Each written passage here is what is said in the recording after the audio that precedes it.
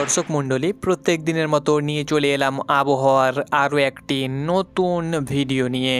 আগামীকাল রবিবার এবং আজ শনিবার, আজ এবং আগামীকাল কেমন থাকতে চলেছে পশ্চিমবঙ্গ সহ বাংলাদেশের আবহাওয়া রইল বিস্তারিত তাজা আপডেট ভিডিওর মাধ্যমে। আজ শনিবার এবং আজ থেকে শুরু হয়েছে রাজ্যের বিভিন্ন জেলায় তাপপ্রবাহ, যা আগামী সোমবার পর্যন্ত বিরাজমান করবে। সেই সঙ্গে সঙ্গে বাংলাদেশের বিভিন্ন জেলাতে চলছে মৃদু তাপপ্রবাহ।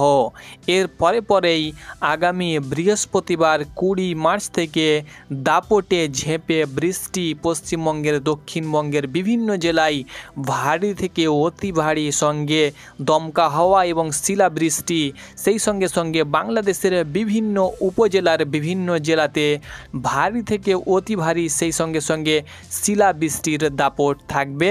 সব মিলিয়ে আজকের ভিডিওতে রইল বিস্তারিত তাজা আপডেট। আপনারা দেখছেন WB ওয়েদার নিউজ।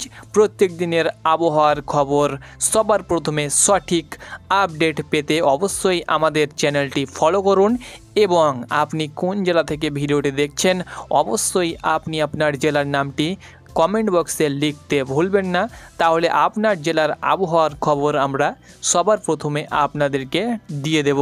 তো চলুন আগামীকালকের আবহাওয়ার আপডেটটা প্রথমত আপনাদেরকে জানিয়ে দিচ্ছি, তারপরে আমরা 20, 21, 22 তারিখের ঝড় বৃষ্টির খবর এবং যে বৃষ্টি হবে তার খবর আপনাদের সঙ্গে তুলে ধরব।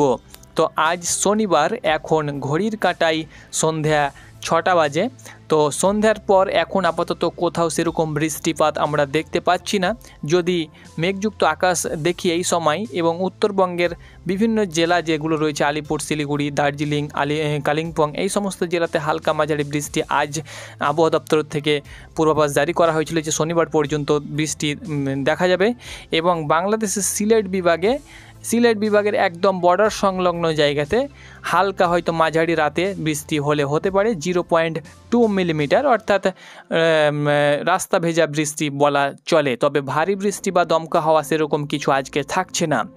আগামীকাল সকাল 6টা থেকে পরবর্তী সন্ধ্যা 6টা পর্যন্ত যদি আমরা দেখি, তো সকাল 6টা থেকে পরবর্তী সন্ধ্যা 6টা পর্যন্ত সেরকম আমরা পশ্চিমবঙ্গের কোথাও বৃষ্টিপাত কিন্তু সকালের দিকে দেখছি না।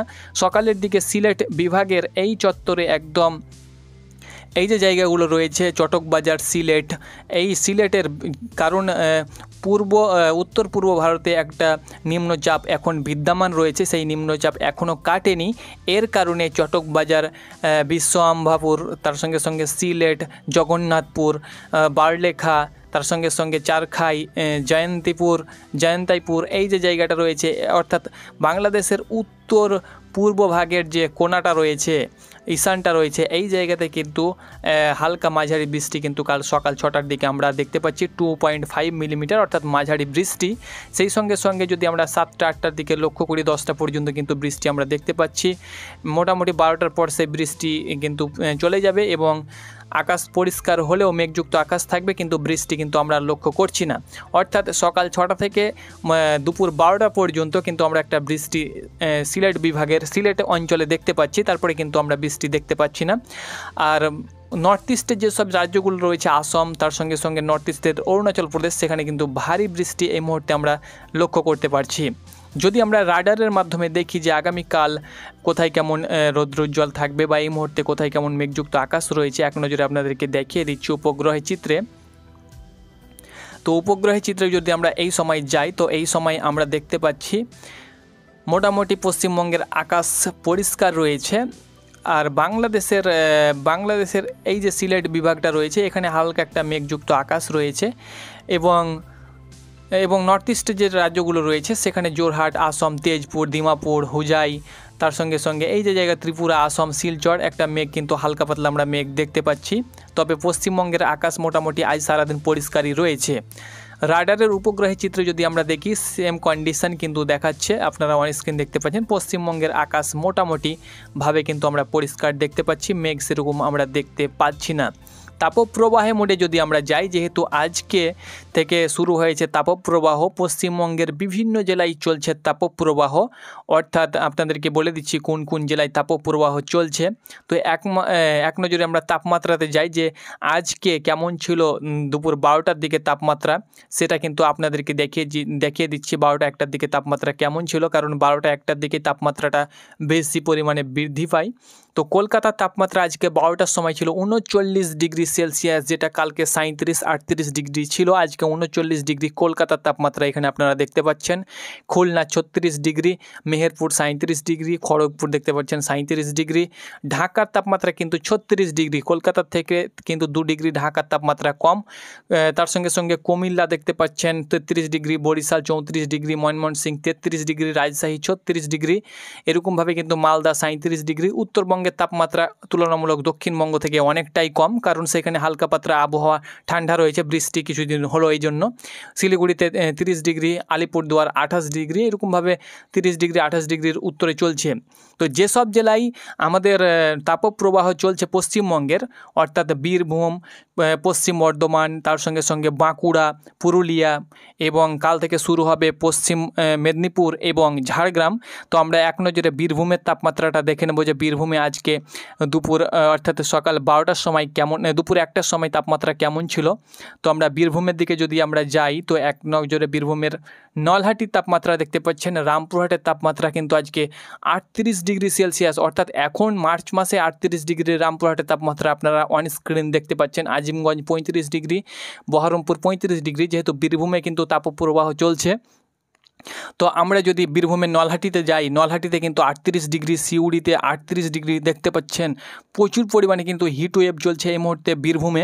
যদি আমরা পশ্চিম বর্ধমানের দিকে যাই, তো দেখতে পাচ্ছেন দুর্গাপুরে কিন্তু 38 ডিগ্রি। বাঁকুড়ার দিকে যদি আমরা যাই, তো বাঁকুড়াতেও কিন্তু 38 ডিগ্রি সেলসিয়াস চলছে। Bardhaman 35 degree, Shantipur 35 degree, Arambagh 34 degree.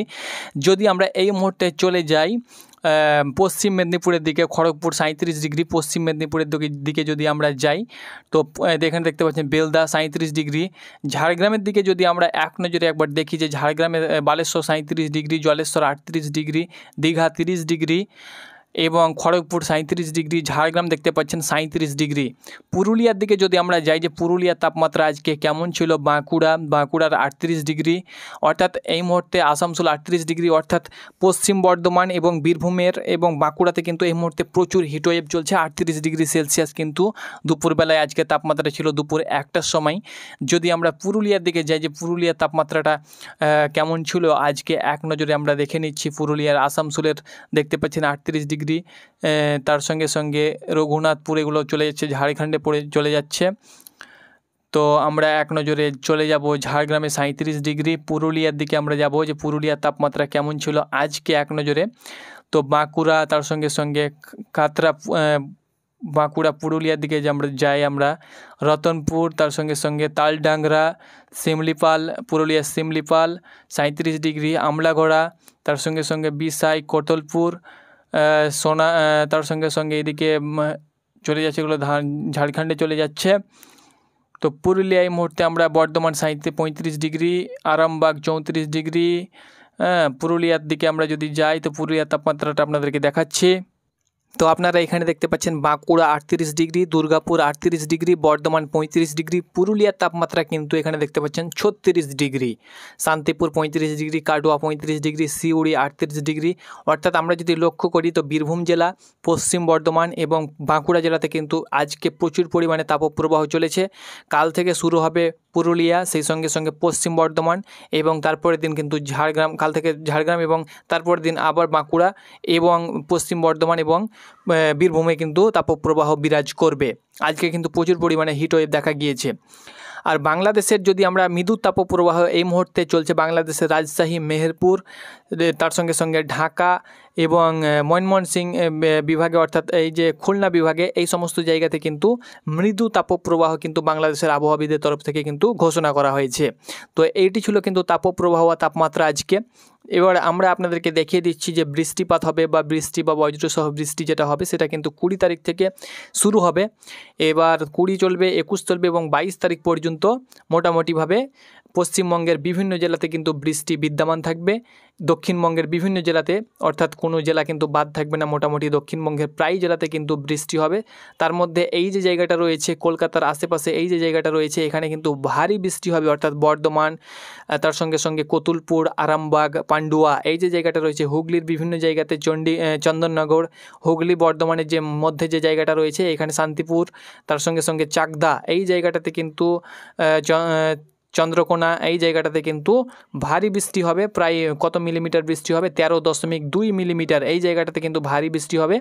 আর বাকি সব জায়গাতেই মোটামুটিভাবে বৃষ্টি, কোনো জায়গায় বাদ যাবে না। দক্ষিণবঙ্গের সব জায়গাতে, বাঁকুড়া থেকে শুরু করে, দুর্গাপুর থেকে শুরু করে, কাটুয়া থেকে শুরু করে, মেহেরপুর, পাবনা, এদিকে তার সঙ্গে সঙ্গে নগরপুর, কাপসিয়া, তার সঙ্গে সঙ্গে একদম আগরতলা থেকে শুরু করে ঢাকা, ফিরোজপুর, তার সঙ্গে মাদারীপুর, যশোর, খুলনা, সাতক্ষীরা, সব জায়গাতে মোটামুটিভাবে বৃষ্টি হবে। দক্ষিণবঙ্গের কলকাতা, খড়গপুর, এই জায়গাতে কিন্তু মিলিমিটার, অর্থাৎ 1.1 মিলিমিটার, কোনো জায়গায় 1.2 মিলিমিটার মাঝারি বৃষ্টি। তবে এই জায়গাটাতে কিন্তু ভারী বৃষ্টি আমরা কিন্তু লক্ষ্য করতে পারছি বৃহস্পতিবার। শুক্রবারও কিন্তু বৃষ্টি হবে মাঝারি।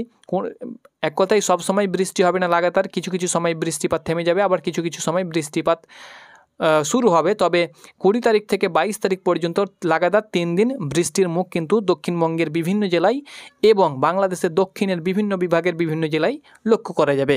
তো এটি ছিল আগামী 24 থেকে 48 ঘন্টার আবহাওয়ার পূর্বাভাস আপনাদের সঙ্গে শেয়ার করলাম। তার সঙ্গে সঙ্গে আগামী যে ঝড় বৃষ্টি আসতে চলেছে বৃহস্পতিবার 20 মার্চ, 21 মার্চ এবং 22 মার্চ, তারও কিন্তু একটা পূর্বাভাস আপনাদের সঙ্গে তুলে ধরলাম। ধন্যবাদ।